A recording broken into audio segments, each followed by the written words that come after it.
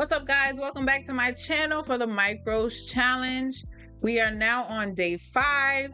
So I'm just gonna be real with y'all. I overtraded again. Honestly, I believe it was just because I wasn't fully over day 4. And that's just like, I showed up, I marked up, everything was mapped out, and I executed robotically, whatever. But I feel in the back of my mind, being that close to passing $80 away and then messing it all up, I feel like I should have sat day 5 out because it really was no excuse. But let's get into the trade. I was seeing that sell side liquidity got swept. We had this low here that formed pre-market and it dipped below after market opened. Then it came back up. We had 2 fair value gaps here though. So it was a bit of a conflict of interest. I thought at first that it would continue down, just continuing the bearish trend. As you can see, we were stuck in a box for a while and I was trading in anticipation for the breakout versus waiting a little bit to see which direction we're gonna go. But I mean, once we did break out, as you can see, it did continue to push. So first I had the sells. Like I said, I was looking to see if it would continue down, maybe get a 1-to-1 or 1-to-2, something of that nature. It didn't happen, took me out. I got in off of this 1-minute bearish fair value gap, rejected twice, and then I looked for the entry. So it came up, well, it closed below, it came up, rejected, closed below, it came back in, pushed down, and I got in on this second candle. Once it was pushing down, it was at some point bearish, but it flipped on me and then it went up. I had this also, another bearish fair value gap. It tapped it, actually it came back up again, tapped it, pushed down, but then it pushed back up. And it was obvious that once we took the sell side liquidity, there was no more interest in going lower. Now price with these bullish engulfing candles was looking to take buy side liquidity. And then I switched my bias around here to the 4-hour imbalance that I had marked up from like days ago that price was kind of looking to fill, and it was just trading around it. But yeah, that's basically it. I switched my bias to buy, got a bad entry. So that was another thing. The price was very volatile on Friday. We were moving like 50 points in one candle. You see like 40 points here, 58 points here, and this is the 1-minute time frame. So it was extremely volatile. You had to have a sniper entry or you would have had to have a super big stop loss. And because I usually keep it at 50 points, I was getting slapped around in the middle here. Like really, they was whooping my for real. Eventually, I caught the buy and I was able to capitalize, but I just kept on. Let me just show you how to trade. All right, so this is my first trade here. I got in the sell, as I said, just looking for 1-to-1, 1-to-2. I got in smaller than my minimum, which is 3, because it was very volatile. I saw that just from the jump, like, and it stopped me out. So trade number 1 was a fail. This video is sped up, by the way, as all of them are. This was about 25 minutes worth of trading that I'm showing you guys here. Okay, so that was that 1-minute fair value gap that I showed you guys. That price wicked me out and tapped into and then pushed down, but then it pushed above, and it was a whole lot of back and forth. So it pushed up once again. This is trade 2. Once again, I'm getting in 2 contracts, smaller size, because the volatility was just too much for me. I wanted to play it safe. And as you can see, I'm already down 400. So thankfully I did not go in with super big size, or my regular size 3 to 5, because that would have been a whole $1,000. I would have hit daily loss and I would have been done for the day. So this is trade number 3. Once again, 2 contracts. Now I'm looking for buys because price has closed above that fair value gap.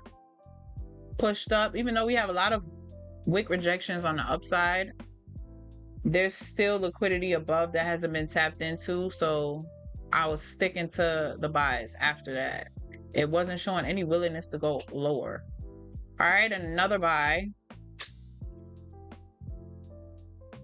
This is trade number 4. The rules got broken here. Boom. Down almost $900. Okay, trade number 5.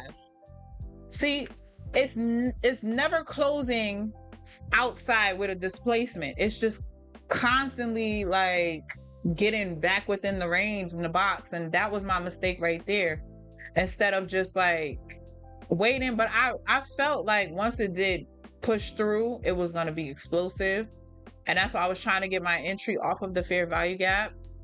But in these instances, you kind of got to just sit on your hands for a little while and wait for like a pullback after it breaks out, because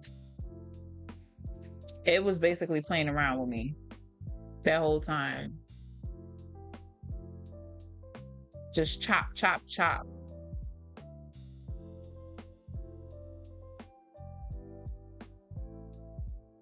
Okay, yeah. We're holding now. We didn't really push back in that fair value gap. And now we got a little bit of displacement. There we go. We broke out of that area. So now I'm setting my stop loss to be in profit about 1 to 1.5, 1 to 1. All right, and now I'm getting in another entry. I done lost count at this point. What is this, trade number 5? All right, it pushed up, and now I'm trying to move my stop loss and profit. It's pushing down. I'm like, okay, you know what? Let me give it a little room, because we do have another high to break. It just broke that other high. I added 2 more contracts, or 3, yeah, 2 more contracts in. And I was just looking to see if we could take out all these highs and close above, potentially giving me a 1 to 1 if possible. But this entry was not good given the volatility. I'm not gonna lie. This trade was rushed.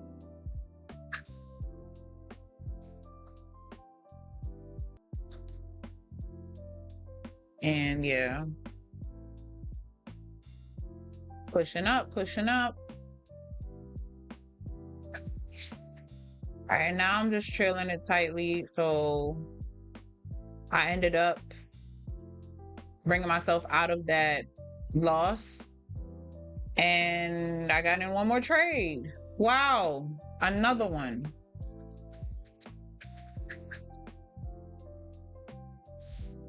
And this is a horrible entry as well. So it's pushing. But in general, in the bottom, from when I first got in to up there, where I have my take profit, that's what I was looking to see the trade play out to be. Now I took a loss off of a horrible entry trade.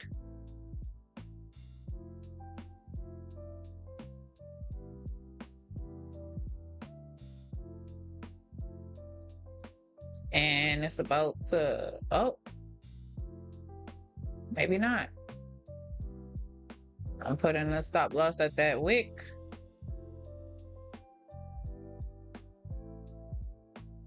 This is a 30-minute time frame.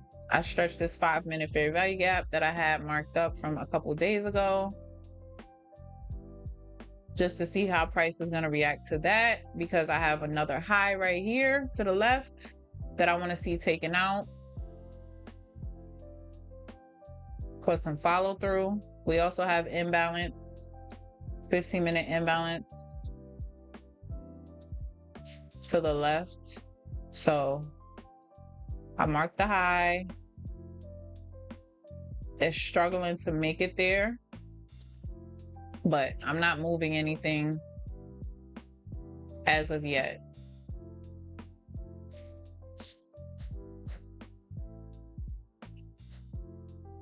All right, we broke that high. So now it's time to trail. All right, I secured some profits once again.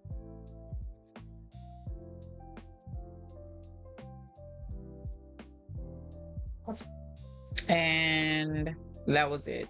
So I ended up closing the day green, which was good, but it didn't feel good because I broke my rules from being tied to the trade day before. Yeah, it just boils down to the fact that I was so close and I messed it up. Then I started to just kind of push my wants on the market. I wanted to see it do something, but it wasn't ready for the chop to be done. It wasn't done accumulating orders, but I'm still pushing and getting inside of chop versus waiting for the best entry possible. Overall, I can say that day 6 should be better. I had time to rest and just kind of get it out of my mind. I'll see y'all. Like this video if you enjoy my series, and subscribe if you want to see day 6. I'll see y'all on the next one.